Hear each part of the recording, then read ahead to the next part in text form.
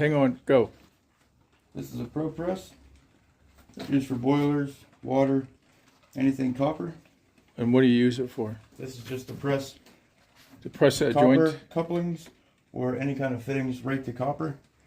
Either switch to PEX or copper to copper. And it works like this. Goes right on that nub. Make sure everything's pushed together.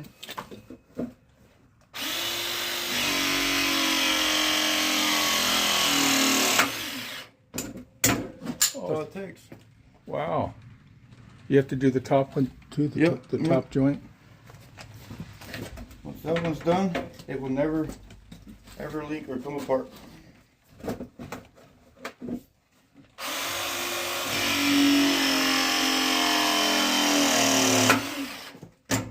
Okay, there you go, guys. Solid. Thanks for watching.